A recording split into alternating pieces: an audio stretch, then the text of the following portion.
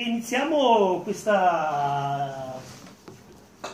percorso tra la biodiversità e la globalizzazione, valutando alcuni aspetti dell'interazione uomo-natura e poi quella che è più propriamente l'invasione biologica nelle sue caratteristiche fondamentali, e poi con alcuni esempi. E iniziamo con un bellissimo quadro. Questo è un quadro, non è un graffito, di Banksy, un artista londinese che nessuno conosce, o almeno fino a qualche anno fa nessuno conosceva. Lui era anonimo, dipingeva sui muri, poi a un certo punto hanno iniziato a staccare i suoi graffiti e a metterli nei musei, e lui, a venderli ai personaggi ricchi. Ad esempio David Bowie era un collezionista dei pezzi di muro di Banksy. Banksy si è arrabbiato, adesso li cancella, li fa, e quando lo riconoscono li cancella, proprio perché lui non vuole essere un artista commerciale. Questo è abbastanza, secondo me, emblematico, perché vediamo un leopardo uscire da un barcode. Come dire che in fondo c'è sempre qualcosa di naturale che risiede dietro ai nostri più perversi pensieri, anche un barcoding. Allora, un'immagine che nelle mie presentazioni è classica, chi mi conosce l'ha già vista diverse volte, chi mi conosce ha già visto parte di questa presentazione già una o due volte, credo una di sicuro al Gref, e vediamo un prato retrogolenale a Osopo. In quel tagliamento, dietro vedete il Plauris, il Chiampon, qui siamo nella piana di Osopo dietro al Colle di San Rocco. Quello che vedete è un ambiente, anzi un mosaico di ambienti naturali, che a questo punto io descriverei come un mosaico di comunità di viventi, dove la comunità dei viventi è data dai produttori primari, cioè le piante, e da tutto ciò che si attacca ai produttori primari, dai simbionti, batteri, funghi, ai saprofiti, batteri, funghi, e agli animali, che ovviamente invece sono consumatori secondari perché si nutrono di biomasse. Quindi questa possiamo tranquillamente intenderla come comunità di viventi, perché in fondo vediamo solo piante, ma dietro c'è tutto un universo nascosto che non vediamo. Bene, questa immagine noi possiamo riassumerla come un risultato di un qualche cosa che arriva da molto lontano, arriva da una storia geologica e da delle barriere geografiche allo spostamento dei viventi. La Terra si è modificata, c'è stata una deriva dei continenti, più recentemente una serie di eventi glaciali, si diceva 5, in realtà sono molti di più, intervallati da interglaciali, dove piante, animali, funghi si sono mossi, si sono spostati, hanno cercato di rifugiarsi, sono rientrati, insomma si sono variamente movimentati in questo scenario. E quindi quello che vediamo è il risultato di una storia geologica del movimento delle specie ad assecondare questa storia biologica.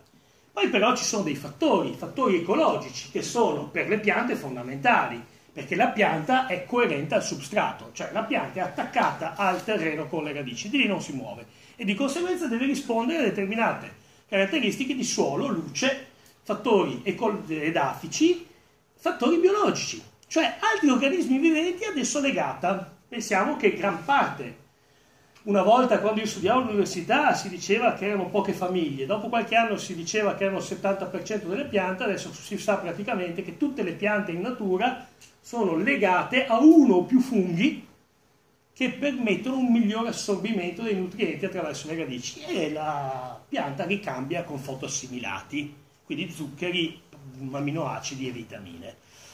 Praticamente non esiste una pianta in natura che non abbia uno o più funghi collegati, che formano una fitta rete che concatena anche specie diverse. Lo stesso fungo può legare specie diverse. E a fine c'è un altro fattore, l'uomo. L'uomo interviene in maniera massiccia sulla natura, interviene in maniera massiccia, lo fa dal Neolitico, da 12.000 anni fa. E in fondo quella che noi racconteremo oggi è un'interazione uomo-natura. L'invasione biologica, come la intendiamo noi, non è una migrazione naturale delle piante, ma è un qualcosa che si è instaurato a causa dell'uomo. Quindi l'invasione biologica noi la intendiamo come specie diverse che arrivano da continenti diversi, da areali diversi, in un posto nuovo, e lì in qualche modo riescono a riprodursi e distribuirsi. E questo a causa dell'uomo.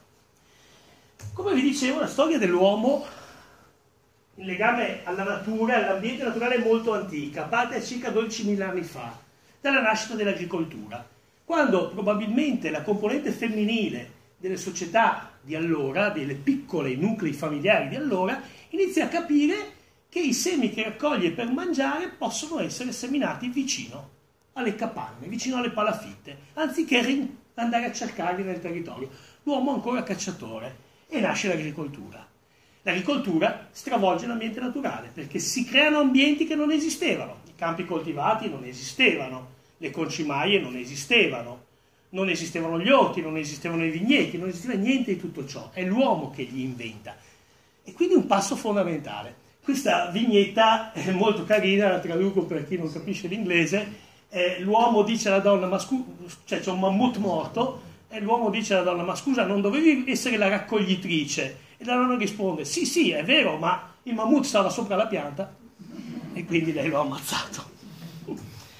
Bene, secondo passaggio fondamentale, almeno per quanto riguarda il Friuli Venezia Giulia e l'Italia, ma gran parte dell'Europa e del Nord Africa, si chiama centuriazione romana, si chiama impero romano. I romani hanno una leva che dura 19 anni, un uomo di 38-40 anni finisce di fare il militare, se ha la fortuna di sopravvivere. Pensate che solo un terzo del potenziale militare romano sopravvive ad Annibale, in 18 anni di campagne di guerra, e quando ha finito di guerreggiare gli viene concesso una certa superficie di terreno da coltivare. Lui vende le armi e inizia ad arare ed a piantare. E quindi disbosca, ara e cambia. E tutto questo avviene grazie a un percorso che si chiama centuriazione. E guardate un po' cosa succede in Friuli Venezia Giulia, è molto chiaro, ma questo è in tutta Italia. Questa è la mappa della IGM, quindi dell'Istituto Geografico Militare, 1/25.000, rilevata nel 1956 tra Tricesimo e Reale del Royale, e io adesso ci metto sopra la griglia della centuriazione. Come vedete, la centuriazione, cioè quegli acri che i romani toglievano al bosco per darlo ai propri militari, si sovrappongono esattamente alle principali vie di comunicazione. E a quel tempo non era la Pontebana, ma era la strada che da Tavagnacco verso Tricesimo. E guardate gli incroci come si appoggiano esattamente sui centri urbani. D'altra parte, ad Tricesimo, 31esimo miglio da Aquileia. E Rana del Royale, Valle, Vergnacco, guardate le direttrici, ma soprattutto Tricesimo. E la Pontebana è stata fatta dopo, non c'entra niente. È interessantissimo perché ci dice come l'uomo, questa è una evidenza chiara e direi dal punto di vista scientifico umanistica e non botanica o biologica di come l'uomo abbia impattato. E la memoria di questo impatto è straordinaria. 3000 toponimi in Friuli Venezia Giulia hanno a che fare con l'ambiente e lo sono in 4 lingue: sloveno, tedesco, friulano, italiano, veneto e latino, 6 lingue. Roveredo in piano, che vuol dire bosco di querce in una pianura, faedis, faggeta, povoletto, bosco di pioppi, povolato, prato carnico, prato in carnia, Ronchi dei legionari. Ronchi è una zona che è stata disboscata per ottenere un qualcos'altro. Ronchi dei legionari, guarda un po' di chi, dei legionari romani. Reana del Royale, delle rogge, perché furono lì. Il torre, già in età medievale, fu deviato in numerose rogge. Andiamo avanti. Rivoluzione agraria dell'anno 1000. Dopo un periodo piuttosto oscuro dovuto all'avvento dei barbari, che poi così barbari non erano, perché noi in fondo abbiamo avuto i Longobardi, accade un qualcosa di nuovo. Ci si inventano delle nuove tecniche che permettono all'agricoltura di rinnovarsi. Queste nuove tecniche comportano un nuovo impulso dell'agricoltura. A quel punto, dall'anno 1000 in poi, la popolazione inizia a crescere perché sta meglio e si sposta verso le montagne. I romani nelle montagne non c'erano arrivati, non amavano le montagne. Le nuove popolazioni a partire dal 1200-1300 iniziano a spostarsi in montagna. Ed ecco che avviene una seconda operazione di eliminazione dei boschi per ottenere, questa volta però, non più campi ma pascoli. Perché? Perché fa freddo, non possiamo piantare il grano, le fave, fa freddo. E di conseguenza dobbiamo trovare un mediatore alimentare. I romani, che erano essenzialmente quasi vegetariani, possono farlo perché coltivano il grano, le fave, le cipolle, gli agli, erano grandi mangiatori di agli. qua ci troviamo in montagna, non possiamo piantare queste cose, allora cosa facciamo? Togliamo il bosco, otteniamo dei pascoli, i pascoli vengono utilizzati per l'alimentazione bovina, questo diventa latte, il latte diventa scarti del latte che servono ad alimentare il maiale si mangia la carne, della vacca si mangia sia il formaggio che la carne, ed ecco che possiamo sopravvivere, altrimenti non sopravviveremo. Quindi l'ambiente come lo conosciamo noi è perché mangiavamo carne. L'uomo, Homo habilis, diventa carnivoro circa 1.800.000 anni fa quando conquista la savana. Fino a che se ne stava nelle foreste era vegetariano, era erbivoro, frugivoro, mangiava frutta, insetti, uova. Poi una volta che conquista le savane ha bisogno di... La savana c'è erba e quindi deve mangiare carne e diventa carnivoro. Noi adesso stiamo tornando indietro perché ce lo possiamo permettere. Ma attenzione, non potremo permettere solo in condizioni naturali. È interessante secondo me sta cosa. Prego? Ah, qui sì, scusi. Qua il... No, ma questa non mi fa tanto ridere. Il soldato dice al re...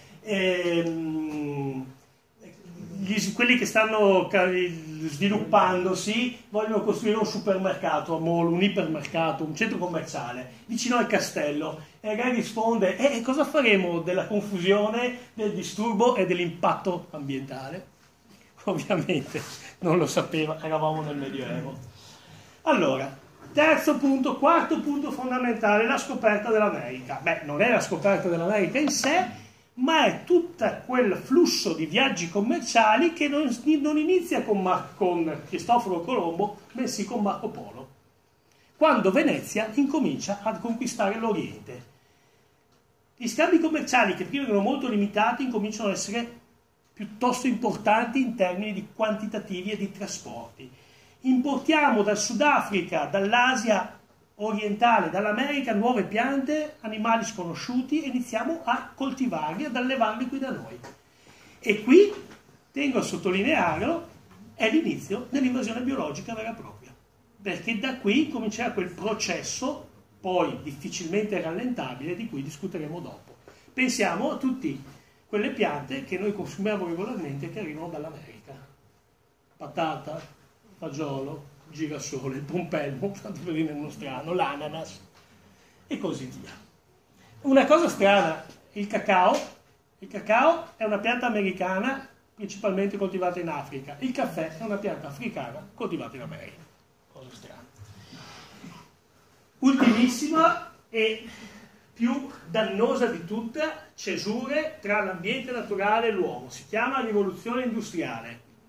E la vignetta di Altan, secondo me, è emblematica. Cambia la vita. Perché cambia la vita la rivoluzione industriale? Perché la rivoluzione industriale prende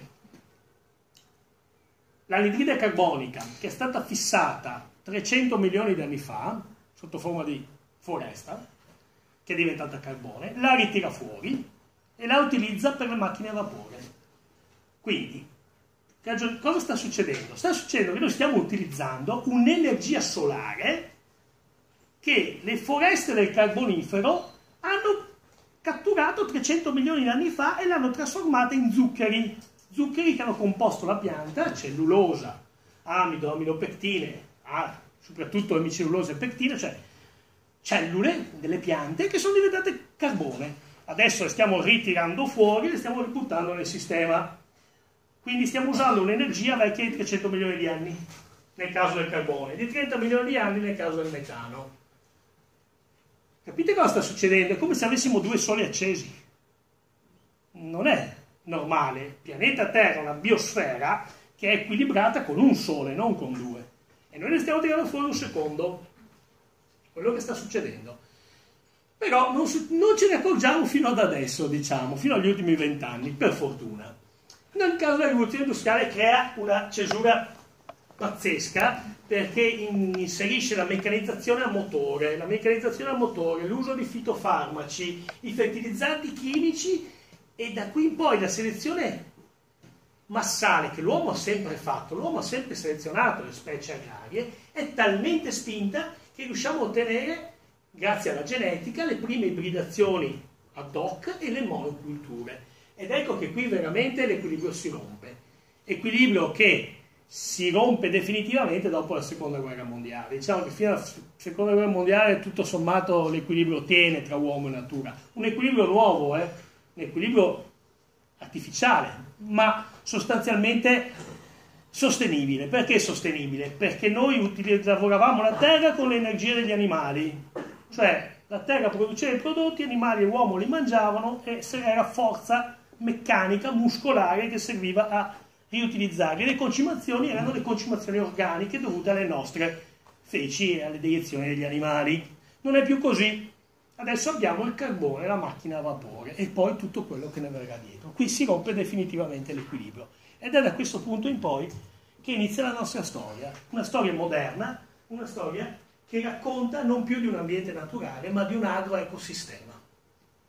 Si chiama agroecosistema, cioè quel sistema dovuto ai centri urbani, all'agricoltura e a quei fazzoletti seminaturali, subnaturali che sussistono ancora.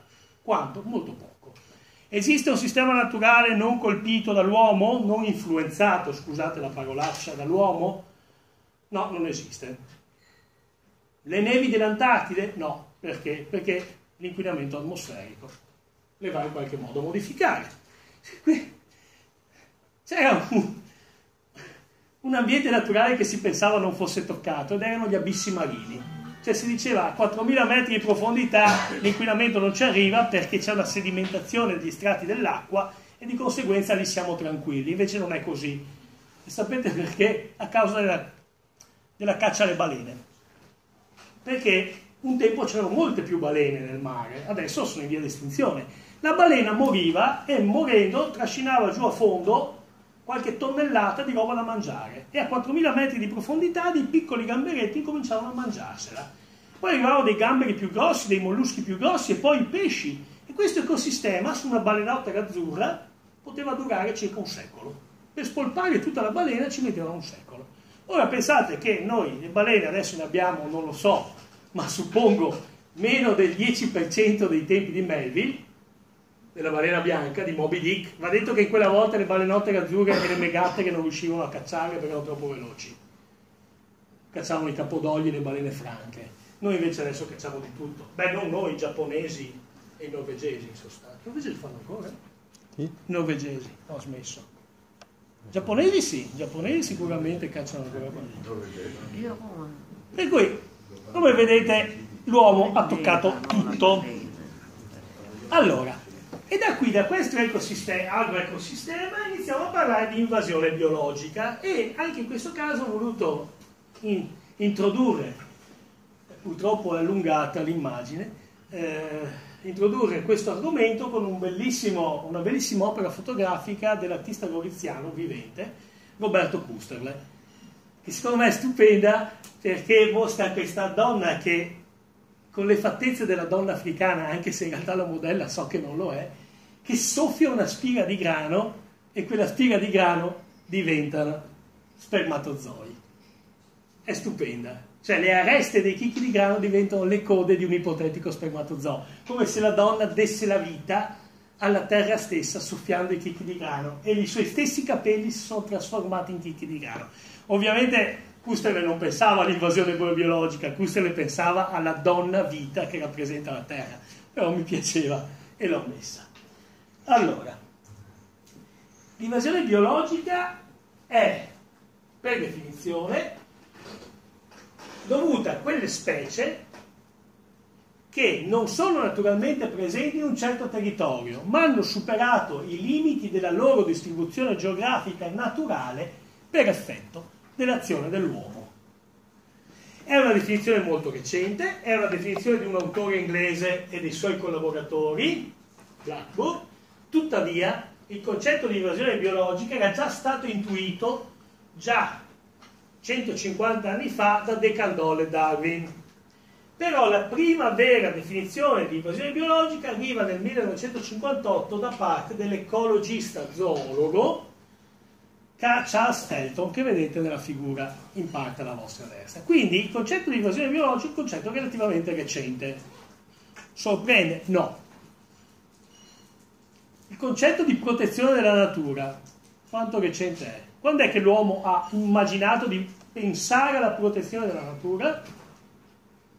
1850 e qualcosa, Stati Uniti d'America, non forse 70, viene istituito il Parco Nazionale di Yellowstone, quello dell'orso yogi. In Italia, in Svizzera, Engadina, in Europa, in Svizzera, Engadina, Parco dell'Engadina, 1900 e qualcosa, in Italia 1922, quando i Savoia regalarono allo Stato italiano la loro riserva di caccia, il Parco del Gran Paradiso. Recentissimo, ma attenzione, è ancora più recente l'acquisizione che la conservazione della natura non è una cosa passiva ma è attiva, cioè l'uomo deve intervenire non solo facendo il carabiniere, mettendo dei cartelli con le guardie forestali a controllare, ma deve intervenire gestendo quell'ambiente, perché altrimenti quell'ambiente non gestito prende un percorso diverso da quello naturale. Recentissimo, questa è un'acquisizione degli anni 90, per cui è solo 30 anni che noi abbiamo regolato il tiro sulla conservazione della natura. E in questa regolazione del tiro sulla conservazione della natura rientra anche l'invasione biologica. Perché rientra l'invasione biologica? Perché l'invasione biologica è la seconda, terza causa di perdita di biodiversità al mondo. L'invasione biologica riguarda tutti gli organismi viventi. Lì vedete dei batteri, un pesce, una vongola, uno scoiattolo grigio, la peronospora della vite, che arriva in Europa nel 1870 circa, perché era un fungo patogeno ma più o meno in equilibrio con le popolazioni delle viti americane, tant'è che la vite europea adesso viene innestata su viti americane. Questo per il problema della fillossera, però, di un altro piccolo acaro che se la mangia, e poi di un'altra specie invasiva che arriva dal Sudafrica, il Senecio equidens. Però vorrei attirare l'attenzione, poi parleremo del batterio su in alto, che è la Borrelia burgdorferi, di queste altre specie non parleremo più, ma mi interessano il pesciolino e la vongola. Il pesciolino è una... Oddio, adesso... Gambusia, bravo, me l'ero già detto, grazie Sergio. La gambusia è stata importata perché si mangiava le larve delle zanzare, quindi è stata importata per un'azione positiva, e adesso ci ritroviamo che è invasiva. L'altro invece non è invasivo, è alieno, ed è la vongola delle Filippine. Ora voi dovete pensare, quando andate al ristorante e mangiate la pasta alle vongole, nella gran parte dei casi in realtà non mangiate la vongola verace, cioè la Tapes decustatus, che è la vongola italiana, del Mediterraneo, ma mangiate Tapes philippinarum, che è quella lì. Riconoscerla è difficilissimo, nel senso che il decussatus è un po' più squadrato, il Philippinarus un po' più tondo, poi il decussatus ha 2 sifoni, il Philippinarus solo uno, ma quello si vede solo sott'acqua, i bucherelli da dove, diciamo, filtra. Benissimo, ormai non c'è più differenza. Tapes Philippinarum e Tapes decussatus convivono assieme e vengono regolarmente allevati assieme e finiscono nelle nostre cucine assieme. È un problema? No, perché questa vongola non porta con sé altre problematiche, ma vedremo che in altri casi invece questo accade. E allora sì che iniziamo a preoccuparci. Il processo di invasione biologica è un processo che sembra semplice, ma non lo è. Infatti, affinché un organismo vivente si trasporti da una parte all'altra del pianeta, deve superare diverse barriere. E in questa immagine, sempre tratta da Blackburn, dall'autore inglese di cui vi dicevo prima, sono esemplificate. C'è la prima barriera geografica, e questa barriera geografica si supera con il trasporto. Il trasporto può essere volontario o involontario da parte dell'uomo, vedremo anche questo. Poi c'è l'introduzione, cioè è stata trasportata e deve essere introdotta. Benissimo, ma non è sufficiente ad avere una pianta aliena che si riproduce e si disperde nel nostro ambiente. Infatti quella pianta che è stata introdotta può essere coltivata, se è stata introdotta dall'uomo, oppure passa direttamente alla fase di stabilizzazione, di crescita, cioè deve essere in grado di crescere. Una pianta o un fungo o un batterio o un animale deve essere in grado di sopravvivere. Quando è in grado di sopravvivere in questo nuovo ambiente deve essere in grado di riprodursi. Quindi c'è la barriera della riproduzione. Dopo che è in grado di riprodursi, deve essere in grado di riprodursi e portare in avanti le generazioni future e quindi disperdersi. Quando è in grado anche di sperdersi nell'ambiente, a quel punto diventa una specie aliena. Se questa distribuzione dell'ambiente è massiccia e invadente, tale da creare delle problematiche all'uomo o agli ambienti naturali, diventa una specie invasiva. Pensate che solo una, per quale io so il dato per quanto riguarda le piante, solo una pianta su 100 di quelle che abbiamo importato è diventata aliena. E solo una su, non si sa, è sottile decidere cos'è invasivo e cosa non lo sia. Però diciamo che l'invasione biologica avviene su una pianta su 10, di quelle che sono aliene, di conseguenza una pianta su 1000, una su 100, una su 10 è aliena, una su 10 è invasiva, una su 100 è invasiva di quelle che vengono importate. Di quelle che ci sono, scusate, di quelle che vengono importate una su 1000. Per cui in realtà apparentemente è molto poco, ma quel poco è sufficiente. Parlo delle piante, che è quello che conosco, essendo botanico. Allora, il trasporto e l'introduzione possono essere volontari o involontari.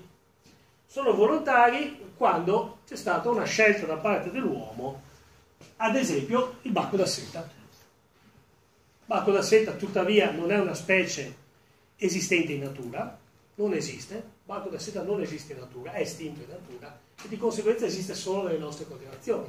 Però ci sono, come vedremo, un'altra farfalla che è stata importata e che è esistente, che vive e che si è trascinata dietro la sua pianta alimentare che da noi crea molti danni, che è l'ailanto e il bombice dell'ailanto. Il mais, pomodori, sono tutte piante che possono essere in qualche modo effimere. Le abbiamo importate e coltivate per i nostri scopi alimentari, ma si bloccano alla barriera della riproduzione, cioè riescono a riprodursi, riescono a fare una generazione, ma si fermano lì. Fatta una generazione non riescono a farne altre, perché non riescono a trovare l'ambiente adatto per riprodursi e disperdersi. Pomodori ogni tanto uno li trova sul greto del cormoro, sul greto del torre o del natisone, nati naturalmente. Come mai? Perché qualcuno li ha coltivati nell'orto, ci ha fatto la salsa, poi ha buttato via i semi, l'acqua l'ha portata giù sul greto del torrente e lì, quando nelle barre in equilibrio tra la sommersione e la non sommersione, per qualche mese il pomodoro può nascere e crescere, ma niente di che. Il daino è stato importato per i cacciatori e adesso ce l'abbiamo, non crea danni per carità, ma ci sono altri casi un po' più pericolosi. Ad esempio il cinghiale, nessuno dice che il cinghiale che abbiamo noi non è più lo stesso che c'era un tempo, non è quello di Asterix e Obelix, perché è stato ibridizzato col cinghiale dell'est Europa, che è più grosso, e quindi i cinghiali che adesso creano danni all'ambiente in realtà sono una cosa che in natura non sarebbe esistita, perché sono stati fusi due genotipi che ormai in qualche modo si erano separati, e questo grazie a chi voleva cacciare il cinghiale. E ogni tanto si fanno queste cose senza volere, naturalmente. Poi c'è il trasporto di introduzione involontario casuale. Il trasporto di introduzione involontario casuale è molto più presente di quanto si pensi e avviene essenzialmente per trasporto navale, cioè quello che finisce nei prodotti alimentari che noi trasportiamo. Ma a volte potrebbero essere anche i pneumatici di un camion. I semi delle piante si fissano nei solchi e poi vengono rilasciati molto più in là. La lana delle pecore con i semi e i frutti delle piante, ma anche funghi, spore di funghi, e infine una collezione di semi che vi ho messo. Ma pensate, una delle introduzioni biologiche più pericolose non riguarda gli ambienti terrestri, ma riguarda gli ambienti marini, in particolare quelli costieri, ed avviene con il trasporto di molluschi, crostacei, piccoli pesci un po' meno, e soprattutto alghe microscopiche, all'interno delle cisterne delle navi. Perché? Voi quella nave la vedete piena di container che naviga. A un certo punto arriverà al porto di destinazione e scaricherà i container.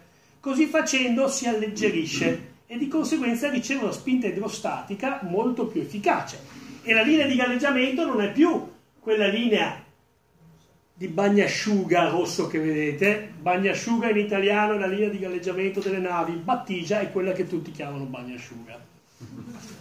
Okay? Dove batte l'onda è la battigia, dove si alza e si abbassa è la bagnasciuga delle navi.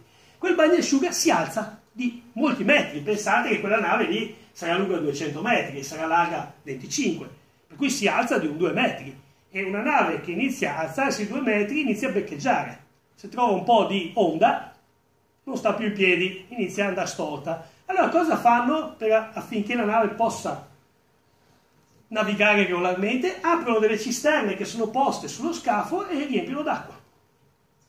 Quindi si riempiono di acqua di Trieste e poi vanno a portare dall'altra parte. O peggio ancora, se devono caricare i container a Trieste e devono portarli, ma mettiamo in Thailandia, si sono riempiti di acqua in Thailandia e rilasciano l'acqua thailandese nel Golfo di Trieste. E qui alghe, molluschi, crostacei, rotiferi e quant'altro salta fuori. La migrazione, attenzione, l'invasione biologica non va confusa con la migrazione naturale, cioè col naturale spostamento degli organismi viventi. Un esempio può essere dato da quello che è successo durante le glaciazioni. Quando i fronti dei ghiacciai si sono abbassati dalla calotta polare verso l'Europa, il centro Europa, le piante sono cercate di fuggire verso zone di rifugio più meridionali, più calde. Dopodiché i ghiacciai se ne sono tornati indietro e le piante sono tornate indietro, perché sta aumentando la temperatura, e questo sta succedendo negli ultimi 20.000 anni ad oggi. Cioè le temperature sono cresciute, si sono stabilizzate, adesso a causa dell'uomo stanno tornando a crescere. E così facendo anche le piante asiatiche e africane sono rientrate in Europa, ma questa non è un'invasione biologica, questa è una normale migrazione degli organismi viventi che in qualche modo cercano di migrare. Pensate a quegli organismi viventi che riescono a essere presenti in tutto il mondo indipendentemente dall'uomo, come la Phragmites australis, cioè la cannuccia di palude. La cannuccia di palude c'è in tutto il mondo. Come mai? Perché i semini, i frutticini vanno a finire tra le piume dei migratori e i migratori se la portano via, no? Sì. Per cui c'è una migrazione naturale e c'è un'invasione biologica. Un altro aspetto molto importante segue, dal punto di vista delle tempistiche, quello di cui ho appena parlato, e si chiama formazione della flora sinantropa. Come vi dicevo prima, durante il Neolitico l'uomo inventa l'agricoltura e così facendo crea degli ambienti artificiali. Ci sono delle specie, soprattutto di piante, ma anche di funghi legati alle piante, che si adattano a questi ambienti naturali nuovi creati dall'uomo. In più che si adattano, si acclimatano, perché l'adattamento è un percorso genetico, l'acclimatamento è un percorso fisiologico. Cioè la pianta ha già nel suo DNA determinate informazioni e le aggiusta per adeguarsi a un certo posto, si chiama acclimatamento. Ed ecco che l'uomo inizia a creare delle nuove vegetazioni con delle piante che si muovono con lui, tipo il papavero e il fiordaliso. Il papavero e il fiordaliso si muovono fin dall'antichità con l'uomo, perché seguono i campi coltivati di grano, di frumento. Si chiamano queste piante archeofite, cioè vecchie piante, e si contrappongono alle neofite, che sono quelle che invece si sono spostate dopo la scoperta dell'America. Mentre le neofite, cioè le piante che ci sono giunte da noi dopo la scoperta dell'America, da Marco Polo in poi, diciamo, anche se la data ufficiale è Cristoforo Colombo 1492, sono quasi tutte invasive e non hanno valore naturalistico. Per le archeofite non è così. Infatti le modificazioni dell'agricoltura avvenute dopo la rivoluzione industriale hanno fatto sparire piante come l'Adonis estivalis. Adonis estivalis, che da noi era presente fino a 50 anni fa, adesso in Friuli è estinta. Agrostemma gitago è in via di estinzione, ma era molto comune. Peraltro Agrostemma gitago ogni tanto adesso la si trova, ma a mio avviso, quando trovate Agrostemma gitago non è il genotipo che si era adattato in Friuli, ma è quello che viene dai miscugli di semina delle piante ornamentali.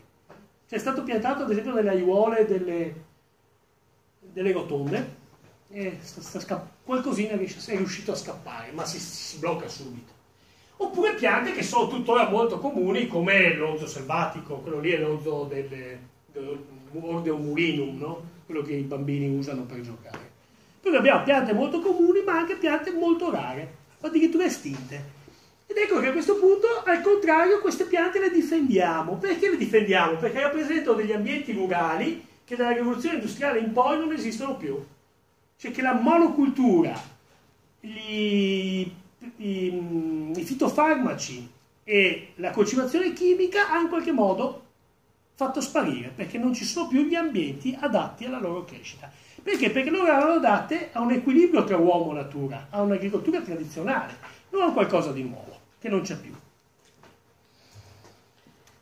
Bene, come vi dicevo, l'invasione biologica in termini di importanza è la terza causa al mondo di perdita di biodiversità. La prima è il cambiamento di uso del suolo, cioè il fatto che al posto di una foresta facciamo un campo coltivato, al posto del campo coltivato poi ci facciamo un supermercato. E la seconda invece sono i cambiamenti climatici. La terza causa è la invasione biologica. Qui abbiamo due esempi abbastanza interessanti tra Chemiscripta, che Chemiscripta è la tartaruga d'acqua dolce proveniente dal Sud America, che viene regolarmente venduta nei negozi animali, purtroppo anche nelle fiere. Tutti i bambini la vogliono, poi non si sa cosa fare, si la molla nel campo, quella va giù al cormoro, al tagliamento oppure nella palude e riesce a sopravvivere, e va a sostituire l'Emys orbicularis, che è la tartaruga d'acqua dolce presente nelle nostre regioni. Perché? Perché è più efficiente dal punto di vista riproduttivo e anche di capacità alimentare. È una specie che mangia qualsiasi cosa, è onnivora, è veramente terribile. E l'altra invece è una pianta Spartina patens, che è stata piantata per consolidare le dune della delta del Po ed è sfuggita e sta sostituendo la pianta naturale delle nostre dune, che è la Mophila arenaria, con effetti paurosi. Perché? Perché è in grado di trasformare l'ambiente.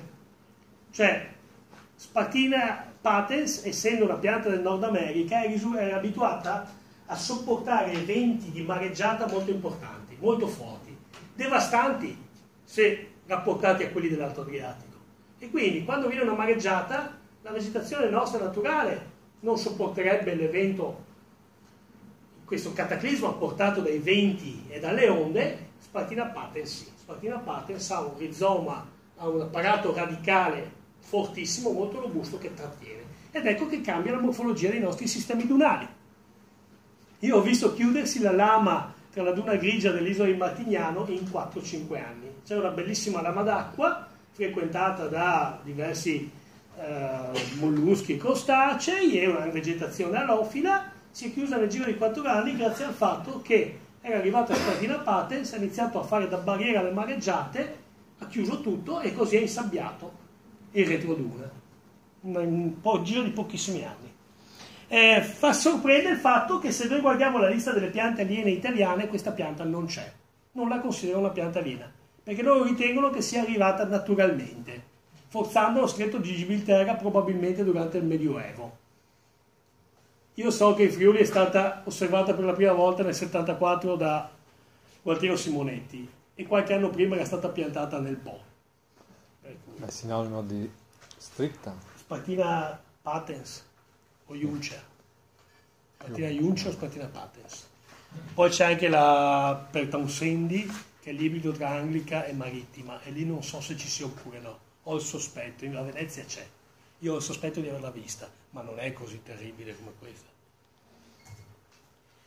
L'invasione biologica è causa di danno alla salute e all'economia.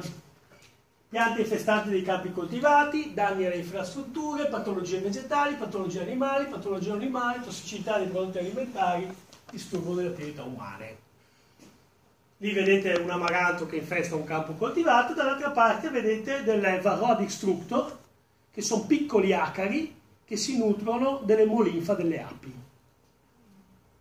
Tutti i nostri alveari sono minacciati da quel piccolo acaro che arriva dall'India e che era in equilibrio con una specie di ape indiana. A un certo punto si sono mischiate le popolazioni e è iniziato a invadere tutto il mondo. Non c'è alveare al mondo che non abbia Varroa destructor, forse in Australia.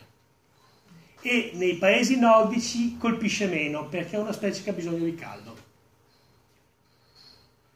sappiate che il miele che mangiate regolarmente, il miele biologico c'è, ma è a rischio, nel senso che chi fa miele biologico rischia di infestare gli altri, perché è talmente invasiva questa specie che è un flagello.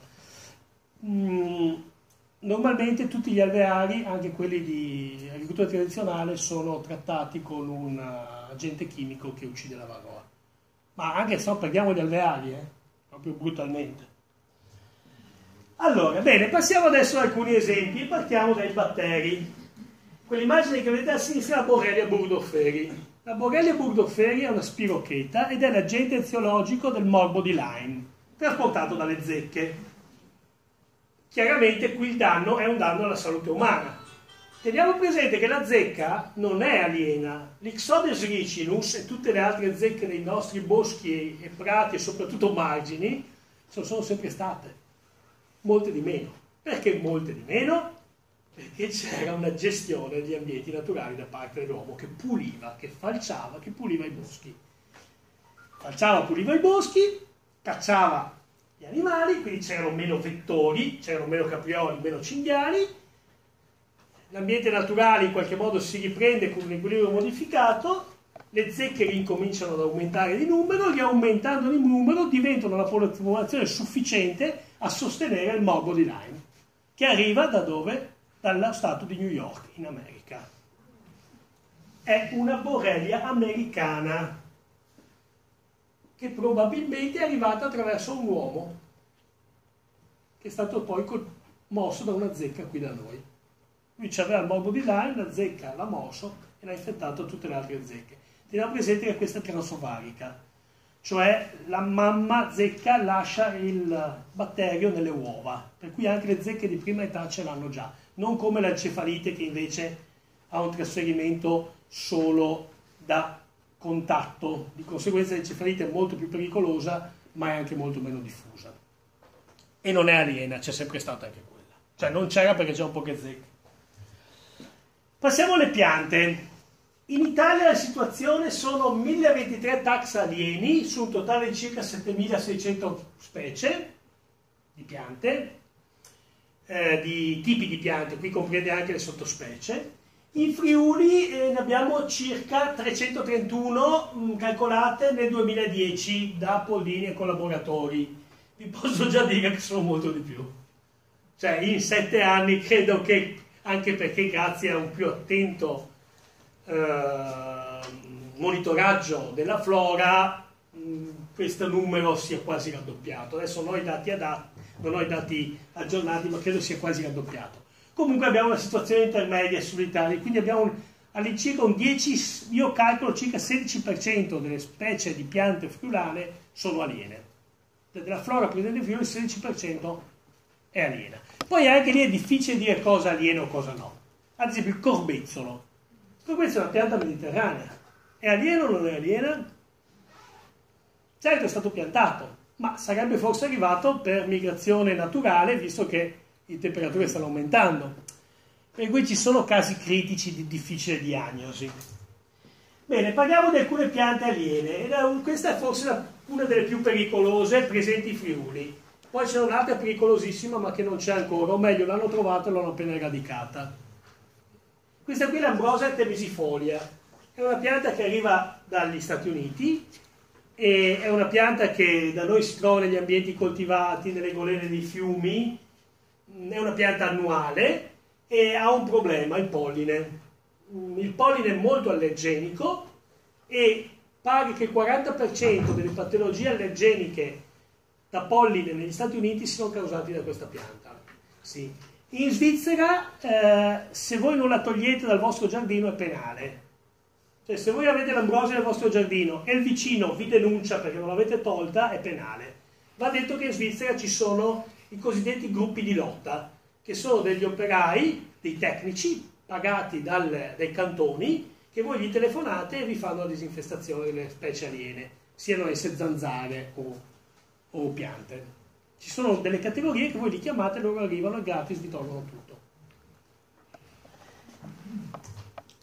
Amorfa fruticosa, anche questa qui arriva dall'America, è una pianta simile alla Robinia pseudoacacia, più nota come acacia, dal quale si ottiene il miele. Anche la caccia robinia arriva dagli Stati Uniti d'America, e questa qui è una pianta trasformatrice.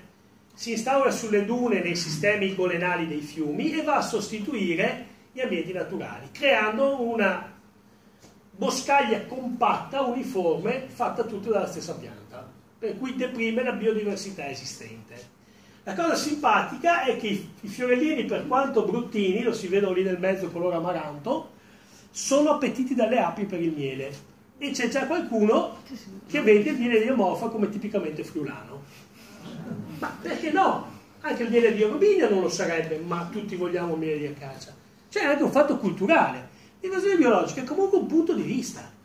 Se la cosa ci piace, non ci dà fastidio. Se la cosa ci dà fastidio, diventa da combattere. E soprattutto dà fastidio se è un problema alla salute o economico. Questa qui è una pianta che deprime la biodiversità. Se ci permette di fare soldi da un'altra parte, perché no? La pianta precedente, che era velenosa, è appetita dalle api, arriva il miele o no? La ambrosia, no, perché il dauline viene diffuso dal vento, per cui non fa nettare. Non fa nettare perché non usa l'impollinazione tramite gli insetti. Grazie. Allora, questa qui è quella più interessante. Questo è l'ailanto. L'ailanto viene importato a fine del Settecento per sostituire la seta.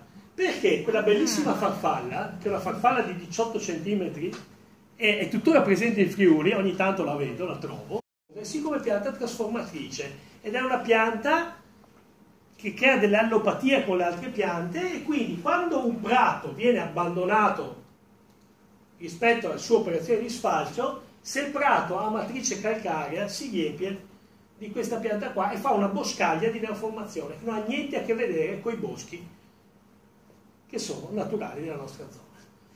Anche qui vorrei attirare l'attenzione sul punto di vista. L'ailanto puzza, l'ailanto non viene appetito dalle bestie, nemmeno dalle capre. Mi sono dimenticato di fare una foto a un prato che ha iniziato a essere infestato dall'ailanto, le capre hanno pulito dappertutto, era terra, eccetto le piante di ailanto che nel giro di 2 anni sono diventate alte 3,5 metri. Ma questa in effetti è la caccia non spinosa. No, la caccia non spinosa è quella di prima. È simile, pure. Questa è la caccia non spinosa. È la morfa fruticosa. Questa qui, tutt'altra specie. No, cozzato. Ma anche questo l'ho sentito, Sì. E non solo, ma veniva usato anche per gli zoccoli. Anche la russa, no? Sì, anche la rus, ma la rus è il climi temperato caldo, cioè nei climi submediterranei, sì, rustifa, un'altra pianta. E stiamo qua 3 giorni a parlare di invasive. Allora, ma la cosa simpatica è questa, l'ailanto fa schifo a tutti, ma se vedete la farfalla è bellissima. Allora, ma che bella, io quando ero bambino, quando trovavo una bomice dell'ailanto era una gioia, una festa, perché effettivamente è bella. Quindi noi siamo condizionati dalla nostra percezione delle cose. E a proposito di percezione, andiamo a qualcosa che dà fastidio a tutti, che è la zanzara tigre. La zanzara tigre sapete che arriva in Italia negli anni 90 trasportata nei copertoni dei camion delle navi, nell'acqua, le larve erano nell'acqua, che sta, voi mettete giù un copertone, no? Se piove si forma dell'acqua dentro nel copertone, lì abbiamo fatto le uova e le hanno trasportate. Altresì viene trasportata anche attraverso l'uso di un bambù, una specie di bambù che viene importato e le uova vivono dentro nella pane di terra del bambù. Comunque questo è non dico una tragedia, ma un grosso problema per tutti. Può diventare una tragedia? Sì. Perché? Perché questa specie può essere vettrice di malattie piuttosto pericolose come la febbre gialla, il dunge. Ci sono stati già dei focolai in America, ma anche qui in Friuli abbiamo avuto dei focolai di alcuni tipi di influenze medio orientali o meglio asiatiche che si sono trasferite grazie ai turisti. A Trecento, non so se vi ricordate, c'è stata la disinfestazione perché un turista si era portato dietro l'influenza e ha iniziato a essere trasferita la zanzara tigre. Per fortuna da noi la zanzara tigre blocca il ciclo durante l'inverno e questo, diciamo, in qualche modo calma, contiene i focolai di malattie di cui lei può essere vettore. Faccio presente che l'Aedes, la zanzara, il genere in cui appartiene questa zanzara presente in Friuli. Ci sono altre specie di Aedes che però colpiscono per 15-20 giorni all'anno in alta montagna, ad esempio. Io ricordo, ero andato sulle miniere del Monte Avanza a raccogliere le piante metallifere e mi sono trovato mangiato dalle zanzara tigre, che telefonai al mio collega entomologo, il professor Zandigiacomo, e gli dico: Pietro, cosa ci fanno a 1700 metri le zanzare tigre? Lui mi ha detto: non sono le tigre quelle asiatiche, sono le nostre naturali, che sfarfallano 15 giorni all'anno e in quei 15 giorni mangiano tutto quello che trovano. E ha trovato te. Altro problema abbastanza interessante, il capro rosso della Louisiana. Questo qui viene importato in Spagna già negli anni 50, in Toscana nel 1987, perché? Per utilizzarlo come gambero di fiume. Però ha un problema, che riesce anche a fare piccoli percorsi fuori dall'acqua, ma non solo, che qualche ben pensante l'ha liberato nelle nostre acque e quindi è diventato invasivo. E cosa fa? Va a sostituire i nostri crostacei naturali. Lì vedete la mappa dove è effettivamente stato rilevato il Friuli Venezia Giulia. C'è un altro problema: le sue carni sono ottime finché vive in acque pulite. Quando vive in acque un po' sporche è un bioaccumulatore straordinario di metalli pesanti e tossine. Quindi diventa anche pericoloso per la salute. E questa qui è una delle specie al momento più sotto controllo e più sotto osservazione, data la sua pericolosità. E finiamo con un mammifero, che è la nutria. La nutria viene importata dopo la prima guerra mondiale per far cosa? Per fare le pellicce di castorino. Dopodiché già tra le due guerre, a causa delle crisi economiche, a causa della guerra, gli allevamenti vengono abbandonati e qualcuno scappa. Più recentemente ci sono state azioni di qualcuno che le ha proprio liberate, e le nutrie adesso ce le troviamo. Sono un simpatico animaletto che ha una via di mezzo fra un castoro e una pantegana. Qual è il problema? Scavano e scavando rovinano gli argini dei fiumi, gli argini dei canali, ma anche gli argini delle balene in laguna, e di conseguenza ci obbligano a un intervento massiccio economico per ripristinare quelle infrastrutture che vanno a degradare. Attenzione, anche molte piante invasive fanno il suo lavoro. Si calcola che in Germania si spendano 8 milioni di euro l'anno per ripristinare argini che sono stati rovinati da piante invasive come la Reinutria e la, come si chiama, Impazien glandulosi, quelle piante così. Per cui il nostro problema è tuttora in corso. Allora, qui avevo poco tempo e mi sono limitato a spiegarvi qual è il processo, quali sono le azioni attraverso le quali si persegue un'invasione biologica, alcuni esempi giusto per attirare in qualche modo l'attenzione sui concetti che abbiamo discusso. Ma vi ripeto, solo le piante in Friuli sono circa 600. Non ho dati riguardo agli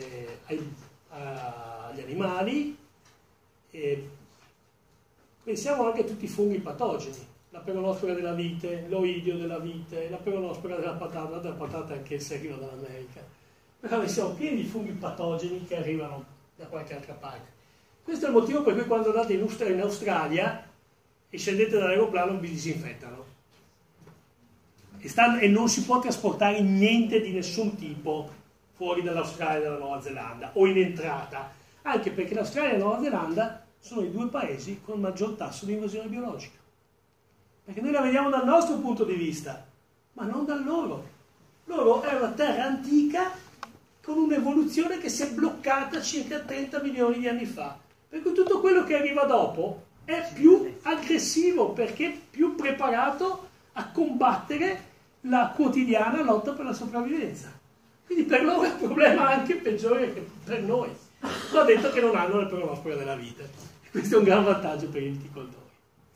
Bene, vi ringrazio e grazie a voi.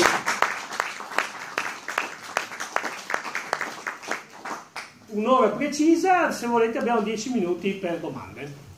Che provvedimenti si stanno prendendo in Friuli contro la nutria? Dunque, forse Roberto ne sa più di me. Chiedo all'amico Roberto Pizzutti. No, ero alle foci del Bisonzo Perché fa, se sono sulle piante... È pieno, sì. Roberto, No, mi ricordo 2 anni fa, non credo più vicino, c'era l'esigenza di cacciarle, sì, e quindi organizzavano, cioè era in discussione un provvedimento che permetteva ai di cacciatori catturarle di col ucciderle, fucile sì, tutto l'anno, ma non mi pare sia andato a fine, o perlomeno mi sono ma distratto. nella laguna di Marano lo facevano. Sì, lo si possa fare, ma una roba messa Periodica, tutto l'anno sì, era un'altra cosa. sì. Poi al momento credo che ci siano diversi progetti, adesso c'è un progetto di monitoraggio della nutria, perlomeno per sapere come sono le popolazioni dove c'è. Però il monitoraggio è la prima cosa che dobbiamo fare per capire cosa sta succedendo, cioè sapere dove sta e quanta ce n'è. Dopodiché si possono prendere i provvedimenti.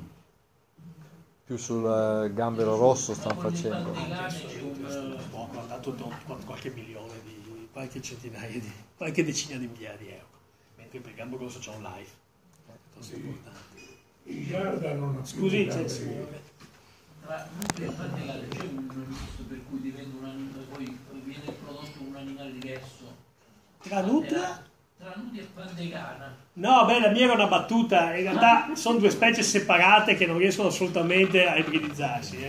No, era una battuta per dire che morfologicamente alla faccia del castoro è Ma la la coda coda della della pantegana. Ma insomma, no, sono 2 specie assolutamente separate.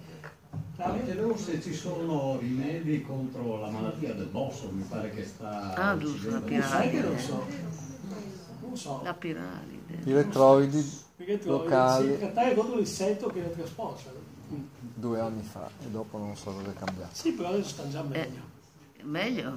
Ma sì, Cioè, perché noi non sopravvissuto quasi dobbiamo nessuno. sempre pensare che c'è un equilibrio che prima o poi viene raggiunto. Non so se vi ricordate la Metcalfa purinosa.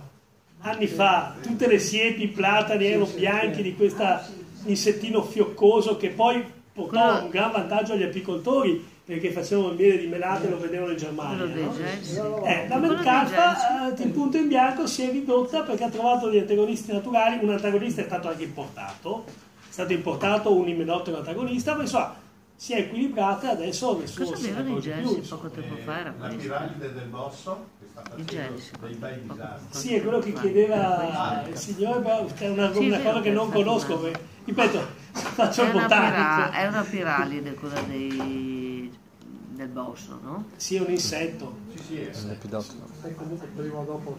Ma teniamo No, anche il bruco ragioniamo proprio. anche su una cosa, il Il bosso bruco. non è una pianta che sta tanto bene in Friuli, non è naturale in Friuli il bosso, è stata utilizzata come ornamentale. Di conseguenza, quando abbiamo una specie che è già al di fuori delle sue condizioni di crescita naturali, è già in difficoltà, è già malato, scusate la parola, mi capite? È già una condizione deficitaria se non me e lo quindi è cambiano più nei facilmente giardini. attaccabile. Però la chiamerei archeofita perché Gemona, ad esempio, no? Glemina sa dai tempi dei castelli, no? Era lì e continua a stare Sì, bene, sì, no? perché ha trovato l'unico posticino in cui sta bene. Sì, ma anche lì Sì, sì. capisci, è difficile, questi Non è sono il i suo casi posto. difficili. Non è il suo posto. Non è il suo posto. Cioè, un alloro è un'archeofita, cioè una pianta che è arrivata con l'uomo oppure no? Sono fatti casi di difficile discriminazione questa, proprio scientificamente. Poi serve a qualcosa? Sì, serve a noi, a Fabrizio Martini che deve fare la lista e alla regione che deve fare la lista delle neofite e delle archeofite. Però sarebbe da concentrarsi più sui problemi, ecco, secondo Guarda, me. in Nutria è pericolosissima, si vede adesso una Allora, vitalità pazzesca, sì, ma bisogna riuscire a determinare anche la boemica, no? Bisogna Sì, vedere sì, le boh, varie sì, specie. vabbè, comunque è sempre invasiva, via, voglio dire. Tutte. Beh sì, voglio dire, non è che mi garbo, una è invasiva, l'altra no, però se dico io tutte e due non faccio danno, ecco. Tant'è che la legge regionale sulla raccolta della flora spontanea, nell'allegato D, mi pare, o E, adesso non mi ricordo bene quale, permette la raccolta di qualsiasi specie alloctona. Ah, Sì. Quindi se uno tira su un fiore, un giacinto naturale, non un giacinto, chiedo scusa, un Narcissus radiflorus, si prende un bel multone. Se uno tira su un Narcissus perpoeticus, che è quello che viene coltivato nei giardini e ogni tanto scappa dai boschi, è permesso. Comunque, se in teoria potremmo andare a raccogliere nell'orto del vicino, perché tutte le specie negli orti nostri coltivati hanno un'origine esterna al nostro ambiente. Dal pomodoro, a parte che sono negli anni, nei secoli ormai sedimentate, naturalizzate, però molto tipico friulano, le aromatiche, timi, alloro, mente, eccetera, oppure pomodoro, piselli, fagioli, cetrioli, hanno un'origine locale della mezzaluna fertile nostra o arrivano dagli Stati Uniti? Allora, le piante agrarie sono riassumibili in 6 grandi centri di origine. Uno è il centro di origine del Congo, quindi dell'Africa occidentale, uno è quello dell'Africa orientale, del Corno d'Africa, dove le popolazioni di Homo sapiens si sviluppano, si evolvono per poi migrare in tutto il mondo, e uno è il centro del Mediterraneo. Il centro del Mediterraneo e del Medio Oriente sono i centri di origine di tutti i grani, ad esempio dell'orzo, di molte aromatiche, è un centro di origine molto importante. Poi c'è il centro asiatico, che è quello degli agrumi, ad esempio del riso. Riso, agrumi è un centro asiatico, il caco, la mela, albicocca, ciliegia vengono dalla Persia. Poi ci sono i centri di origine americani, che sono quello del Centro America e quello della zona dell'Orinoco, del Rio delle Amazzoni. Comunque tendenzialmente tutte le piante agrarie, e noi ne usiamo circa un 3.300, l'uomo ne conoscerebbe un 3.000, parlo di specie, non di varietà, che se iniziamo con le varietà arriviamo a milioni, sono grosso modo originari di questi grandi centri che corrispondono alle prime civiltà agrarie. Ma non cresce niente di nuovo, per dire. Quanto tempo è una speciazione? No, allora io adesso devo andare, comunque rispondo a questa domanda che è un po' difficile da spiegare. In quel nuovo, che cos'è il nuovo? Il nuovo è una nuova specie? Sì. Cosa vuol dire specie? La specie è un'etichetta che mettiamo noi a un qualcosa che riteniamo diverso da qualcos'altro. Possiamo trovarci 10 formulazioni diverse di specie, ma è una nostra invenzione, un'astrazione dell'uomo.